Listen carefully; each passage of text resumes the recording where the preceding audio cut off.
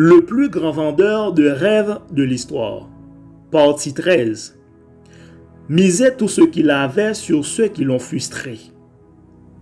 Après avoir quitté la dernière scène, les disciples ont déçu le maître au maximum. Il était sur le point d'être arrêté et attendait l'escorte. Pour la première fois, il leur a demandé à être avec lui à ce moment pénible. Mais les disciples, stressés de le voir suer du sang et souffrir, dormirent. Judas est arrivé avec l'escorte. Il a trahi le maître avec un baiser.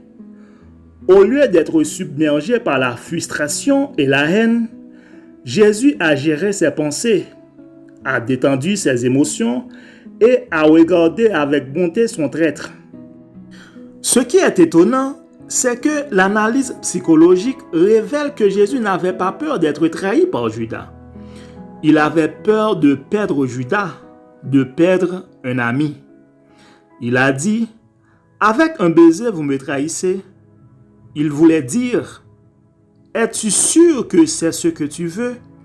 Réfléchis avant de réagir. » Judas a été dérangé, a quitté les lieux, ne s'attendait pas à cette réponse. Le maître enseignant ne l'a pas abandonné.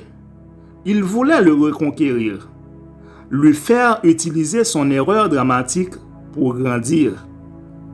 Il voulait que Judas ne soit pas contrôlé par la culpabilité et l'autopunition ou qu'il abandonne sa vie. Malheureusement, Judas n'a pas entendu la voix douce, sage et affectueuse de son maître. Jamais une personne trahie n'a autant aimé un traître. Donc, quelques heures après son arrestation, Pierre l'a frappé 3 fois, niant avec véhémence qu'il le connaissait. Pierre aimait profondément le maître, mais il était dans la prison de l'émotion. Il n'a pas raisonné. Jésus n'exige rien de lui, puisqu'il le formait encore. Au moment où il le nie pour la dernière fois, le maître le regarde et dit en larmes, « Je le comprends. » Avez-vous déjà dit à quelqu'un qui a fait une erreur avec vous, « Je vous comprends » ? Nous sommes souvent les bourreaux de gens qui font des erreurs, même de nos enfants et étudiants, mais le plus grand vendeur de rêves n'a jamais abandonné les jeunes qu'il a choisis. Les jeunes sont également implacables et agressifs face aux erreurs de leurs parents. Notre espèce humaine manque de compréhension et la punition demeure.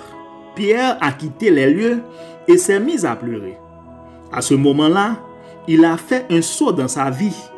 Son erreur s'est transformée en un pilier de croissance et non en un objet de punition comme dans les épreuves scolaires des sociétés modernes.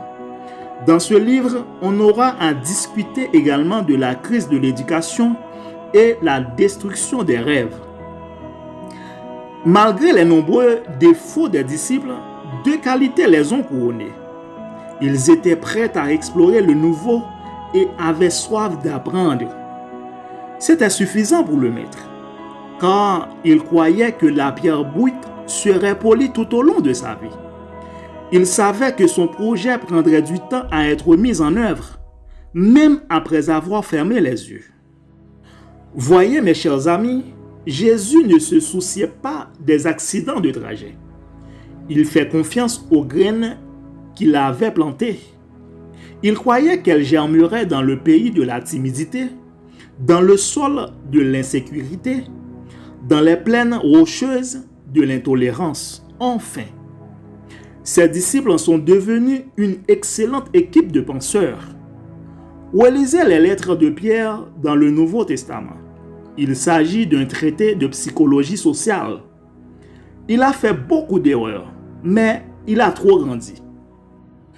Jésus-Christ a investi son intelligence dans des personnes très complexes pour montrer que chaque être humain a de l'espoir. Oui, chaque être humain complexe a de l'espoir. Les personnes les plus difficiles avec lesquelles que vous vivez ont de l'espoir. Elles ont de l'espoir. L'histoire de Jésus est un magnifique exemple. Cela montre que les personnes qui nous donnent le plus de maux de tête aujourd'hui sont peut-être celles qui nous donneront le plus de joie à l'avenir. Que faire? Investissez en eux.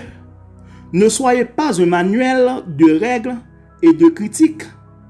Surprenez-les, captivez-les, apprenez-leur à réfléchir.